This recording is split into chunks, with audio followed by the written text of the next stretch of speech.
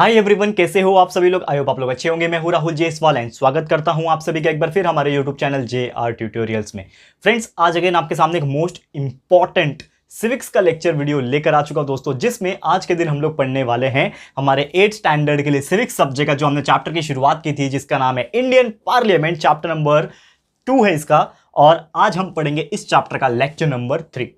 तो दोस्तों, आपको एक और चीज बता दूं कि यार फाइनली आज ये जो चैप्टर है इंडियन पार्लियामेंट, ये हो जाएगा टोटली कंप्लीट, यानी lecture number 3 is the last lecture of this particular chapter. And इसके पहले के 2 लेक्चर ऑलरेडी हमारे कंप्लीट हो चुके हैं, तो उसको भी जरूर से चेकआउट कर लेना। एंड साथ ही में आप प्लेलिस्ट को चेक करना मत भूलिएगा यार, क्योंकि प्लेलिस्ट में हमने पूरे स्टैंडर्ड के हिसाब से हर एक वीडियोस अपलोड करके रखे हुए हर सब्जेक्ट के हिसाब से। Please check it out. And साथ में मैंने बताया था आपको हमारे 2 और चैनल है, JR talks and JR blogs, उसको भी जाके देख लेना और चैनल को सब्सक्राइब फटाफट से कर लेना अगर आपने नहीं किया होगा तो। ठीक है दोस्तों, चलो शुरुआत करते हैं आज के इस वीडियो की इंडियन पार्लियामेंट। और आपको याद दिला दूं कि इसके जस्ट प्रीवियस लेक्चर में हमने डिस्कस किया था कि हमारा जो इंडियन पार्लियामेंट, इसका वर्किंग सिस्टम कैसा होता है, क्या क्या चीजें होती हैं। हमने बहुत सारी चीजें ऑलरेडी डिस्कस की थी, कैसे हमारे कॉन्स्टिट्यूशंस में चीजें होता है, लोकसभा क्या होता है, राज्यसभा क्या होता है, उसके स्पीकर का क्या फंक्शन होता है, चेयरमैन का क्या फंक्शन होता है, ये सभी चीज ऑलरेडी हमने डिस्कस कर लिया था। और आज हमारा आखिरी लेक्चर है जिसमें हम बचे हुए जो टॉपिक्स है वो हम लोग कंप्लीट कर देंगे। तो आज के दिन हम लोग को सबसे पहले पढ़ना है जो कि है दोस्तों कि हमारा जो पार्लियामेंट है ना दोस्तों, ठीक है, ये जो पार्लियामेंट है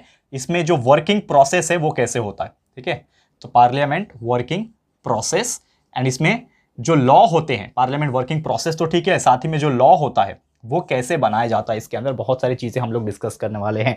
तो सबसे पहले आपको मैं बता दूं कि जो भी लॉ होता है, या फिर मैं एक्ट की बात करूंगा, ठीक है ना, कोई भी एक्ट बनाते हैं आपको पता होगा, there are so many act. ठीक है, जैसे कि सेक्शन होता है एक्ट में भी, सेक्शन 377, ठीक है ना, अभी तो मुझे याद नहीं आ रहा है, तो जो याद आ रहा है मैं बोल रहा हूँ। There are so many sections, ठीक है ना, आप चेकआउट कर सकते हो। ठीक है, तो इतने सारे लॉ होते हैं, इतने सारे एक्ट होते हैं, तो कहीं ना कहीं वो जब एक्ट बनाया जाता है, ठीक है, तो उसके पहले उसका जो प्रस्ताव है वो भेजा जाता है पार्लियामेंट में। क्योंकि यार पार्लियामेंट का मेन काम क्या है, डिस्कशन करना। ठीक है, उसमें 2 हाउसेस होते हैं, जैसे मैंने ऑलरेडी आपको बताया, देयर आर 2 हाउसेस, लोकसभा, ठीक है, दूसरा कौन सा हाउस है, राज्यसभा। ये हमने प्रीवियस लेक्चर्स में ऑलरेडी डिस्कस कर लिया है दोस्तों। तो Lok Sabha and Rajya Sabha are the 2 houses, ठीक है, ये हमने देखा था। अब ये जो लोकसभा एंड राज्यसभा है, इसमें क्या होता है, बारी बारी से लेट्स सपोज कि एक गवर्नमेंट है, सबसे पहले कोई भी एक गवर्नमेंट है जिसकी सरकार चल रही है अभी। अब उन्होंने एक नया रूल बनाया, क्या बनाया, एक एक्ट बनाया, मतलब बनाया नहीं है लेकिन सोचा है कि ऐसे ऐसे उसके रूल्स एंड रेगुलेशन रहेंगे। तो वो क्या करेंगे, एक प्रस्ताव लेके जाएंगे। कहां पे लेके जाएंगे, पार्लियामेंट में लेके जाएंगे, क्योंकि वही एक ऐसा जगह है जहां पे ऑफिशियल डिस्कशन होता है, मेंबर्स ऑफ पार्लियामेंट बैठते हैं वहां पे, बोथ गवर्नमेंट के भी और अपोजिशन पार्टी के भी। और साथ में कौन बैठता है, स्पीकर बैठता है, मैंने आपको बताया था। तो स्पीकर क्या करता है, मैनेज करता है चीजों को, एंड उसमें डिस्कशन करने के बाद कुछ चीजें निकल के आती है, कुछ पॉजिटिव पॉइंट्स आते हैं, कुछ नेगेटिव पॉइंट्स आते हैं। जो फेवर करेगा वो पॉजिटिव बताएगा, जो अपोजिशन पार्टी रहेगी वो उसके नेगेटिव पॉइंट्स बताएंगे। तो ये इस प्रकार का डिस्कशन हमेशा होता है यार, नेता लोग का काम है डिस्कशन करना, ये तो आपको सभी जानते हैं। ठीक है, अब ये सब चीज में क्या होता है कि जब भी लॉ या फिर जो एक्ट है वो बनाना होता है ना, तो सबसे पहले प्रस्ताव भेजा जाता है, और वो प्रस्ताव को हम लोग बोलते हैं बिल। ठीक है, जैसे आपने सुना होगा जन लोकपाल बिल, ठीक है ना, XYZ बिल। तो ऐसा बिल होता है। बिल इज नथिंग बट एक प्रोसेस होता है, उसमें कुछ लॉज, रूल्स एंड रेगुलेशन लिखे होते हैं, वो आपको प्रस्तुत करना पड़ता है और आपको रिप्रेजेंट करना पड़ता है पार्लियामेंट में। आपको बताना पड़ता है कि ये जो चीज है ये क्या है, और इस चीज से क्या फायदा होगा, देश के लिए क्या फायदा होगा, आम जनता के लिए क्या फायदा होगा। तो ये सभी चीज डिस्कस करना बहुत ज्यादा इंपॉर्टेंट है। तो बेसिकली कोई भी रूल बनाने के लिए, ठीक है, और जो बिल होता है जनरली ये 2 तरीके से प्रस्तुत किया जा सकता है। 2 टाइप के बिल्स जो है होते हैं। तो बिल में भी 2 टाइप होते हैं, जैसे मैंने बोला। तो एक होता है मनी बिल, ठीक है, यानी कि पैसे को लेके मुद्दे जो होते हैं उसका जो बिल होता है that is nothing but the money bill. And दूसरा जो होता है ऑर्डिनरी बिल, ठीक है, ऑर्डिनरी बिल, जिसमें कुछ इंपॉर्टेंट या फिर कुछ ऑर्डिनरी चीजें के बारे में डिस्कस की जाती है। तो money bill and ordinary bill, there are 2 types of bill यहां पे कंसीडर किया जाता है आपके व्हाइल मेकिंग द एक्ट। ठीक है, ये स्टार्टिंग का जो इनिशियल प्रोसेस है वो हम बोल सकते हैं, सबसे पहला प्रोसेस ये है। अब उसके बाद क्या होगा, ये बिल तो मैंने बता दिया, there are 2 types of bill. अब उसके बाद क्या प्रोसेस आता है, तो सबसे पहले जब आपने प्रस्तुत किया, ये जो लोकसभा है, जो राज्यसभा है, इसमें जब आपने प्रस्तुत किया, तो ये जो प्रोसेस है वो किधर जाएगा, पार्लियामेंट में जाएगा। अब पार्लियामेंट में क्या होगा, डिस्कशन होगा। तो वो डिस्कशन कैसे होता है, तो सबसे पहले आप जानते हो कि जो भी पार्टीज होती है वो कहीं ना कहीं क्या होगा, डिस्कशन करेंगे, लेकिन उसमें भी एक तरीका होता है। तो इसमें जब डिस्कशन होता है तो ये 3 फेज में होता है। तो पहला जो फेज है जिसको हम लोग बोलते हैं फर्स्ट रीडिंग फेज, क्या बोलते हैं, फर्स्ट रीडिंग फेज, यानी कि पहली बार रीडिंग होती है। अब मैं उसको बताऊंगा, एलाबरेट करूंगा, डोंट वरी।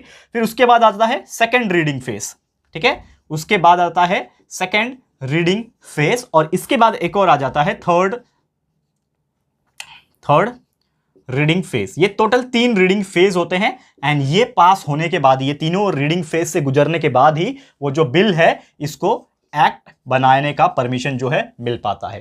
क्लियर है? क्योंकि हमें जो भी गवर्नमेंट है उसको मेन क्या चाहिए, एक्ट बन जाए, उस चीज का कानून बन जाए, ठीक है ना। जैसे बहुत सारे एक्ट होते हैं, ठीक है ना, कंज्यूमर प्रोटेक्शन एक्ट होता है, वाइल्ड लाइफ प्रोटेक्शन एक्ट होता है, ये सब आपको पता ही होगा ना, 1972 to 1987, there are so many types of act, okay, you know that.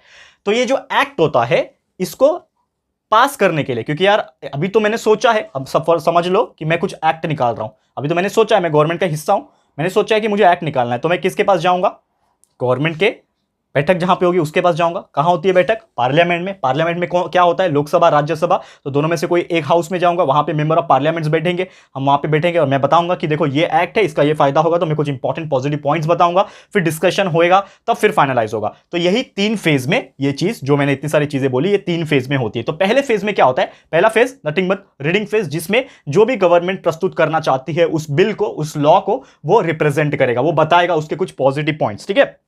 तो वो उसके बारे में टोटली डीपली एकदम ब्रीफली क्या करेगा, एक्सप्लेन करेगा, पूरा प्रॉपर से बताएगा। इसीलिए इसको फर्स्ट रीडिंग कहा जाता है, क्योंकि जैसे कि हम लोग कुछ चीज बताते हैं तो हम क्या करते हैं, एक पेपर ले लेते हैं और वो पेपर में जो भी चीज लिखा होता है हम बोलते हैं कि देखो ये पॉइंट है, इसका ये फायदा होगा, ये पॉइंट है, इसका ये फायदा होगा। तो इस प्रकार से जो पहला रीडिंग करते हैं उसमें पूरा उस लॉ के बारे में, उस बिल में जो भी है उसके बारे में पूरा ब्रीफली एक्सप्लेनेशन दिया जाता है, उसको ही हम लोग बोलते हैं ये फर्स्ट रीडिंग। फिर सेकंड रीडिंग में क्या होगा, अब सेकंड रीडिंग में जनरली 2 फेज में कन्वर्ट हो जाता है, मतलब है तो ये सेकंड रीडिंग फेज, एक ही फेज है, लेकिन ये फेज के अंदर भी 2 फेज है, ठीक है। तो बारी बारी से स्टेप बाय स्टेप जाएंगे। तो ये जो सेकंड रीडिंग है, इसमें जो पहला फेज है, इसमें क्या होता है कि जैसे ही मैंने बोला कि यहां पे जो बिल था उसके बारे में जो इंपॉर्टेंट एक्सप्लेनेशन था वो फर्स्ट रीडिंग के फेज में ही बता दिया गया था। तो उसमें क्या हो जाए, जो सपोर्टर्स रहेंगे, क्योंकि देखो अगर कोई गवर्नमेंट का आदमी है जो गवर्नमेंट सत्ता में है, तो उसके जो सपोर्टर्स रहेंगे वो बोलेंगे कि हाँ it is very good bill, ये बहुत अच्छे से होना चाहिए, ऐसा ही होना चाहिए। तो क्या होगा कि पहले जो फेज रहेगा,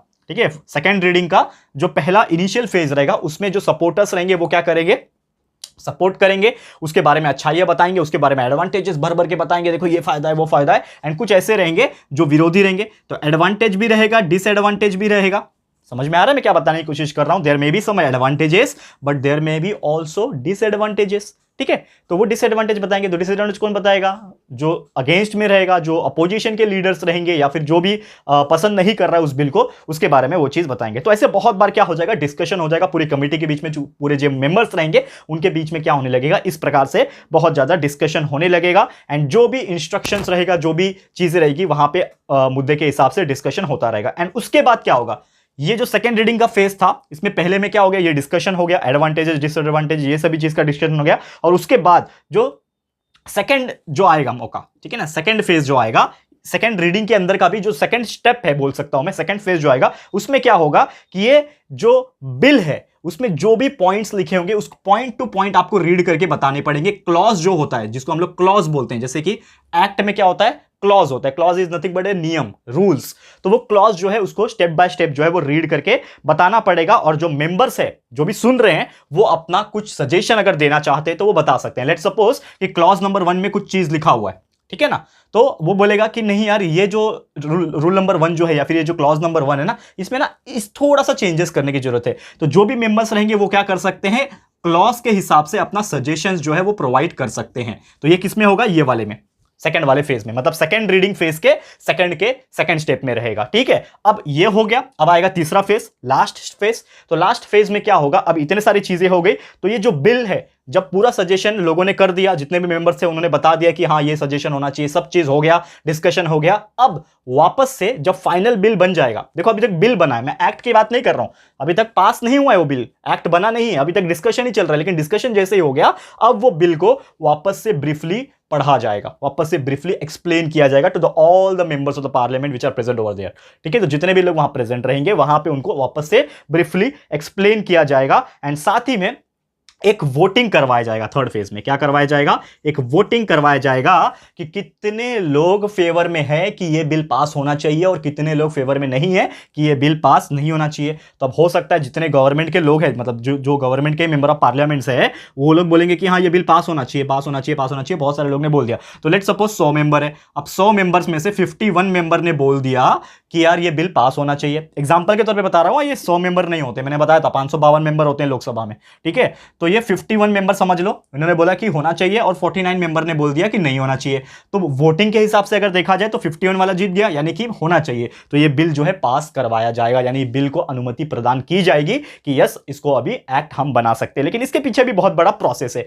अब ये हो गया समझ लो एक हाउस में हो गया, यानी कि लोकसभा में समझ लो कंप्लीट हो गया। लोकसभा में परमिशन मिल गया कि यह बिल को पास कर दिया जाएगा और इसका एक कानून बना दिया जाएगा, एक्ट बना दिया जाएगा। लेकिन अब दूसरा हाउस भी बाकी है। तो दूसरा हाउस का नाम क्या है, जैसे मैंने बोला राज्यसभा। तो एक हाउस हो गया, तो सेम वही चीज राज्यसभा में भी होगा, क्योंकि एक ही हाउस का परमिशन काफी नहीं है। Both the house can give the equal permission so that they can make a bill into a act. तो ये राज्यसभा में जाएगा।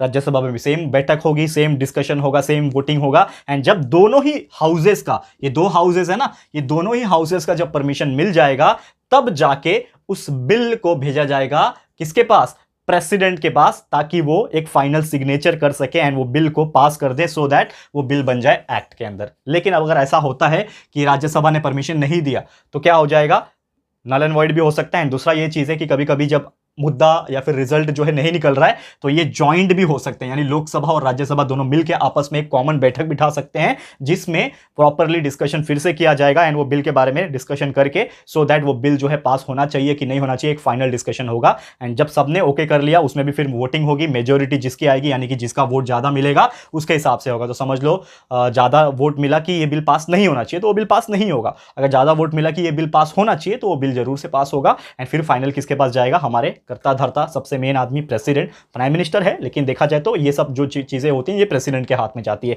तो प्रेसिडेंट के हाथ में जाएगा, फाइनल सिग्नेचर मिलेगा एंड फाइनली ये जो बिल है, जो भी बिल रहेगा वो कन्वर्ट हो जाएगा किसके अंदर, कानून के अंदर, यानी एक्ट के अंदर। ठीक है, क्लियर है। तो उम्मीद करता हूं कि ये चीज आपको समझ में आ गया होगा, माफ करना। ठीक है, ओके दोस्तों, तो बस यही था दोस्तों हमारा आज का लेक्चर वीडियो, जिसमें हमने पूरा बता दिया कि पार्लियामेंट कैसे वर्क करता है एंड कैसे एक बिल जो होता है वो एक एक्ट में कन्वर्ट हो पाता है और क्या क्या चीजें होती है, ये हमने प्रॉपर्ली आपको एक्सप्लेन करने की कोशिश की एक स्टोरी के फॉर्म में। तो उम्मीद करता हूं कि यार आपको बहुत ही अच्छे से समझ में आ गया होगा, कंसेप्चुअल नॉलेज दिमाग में छप चुका होगा।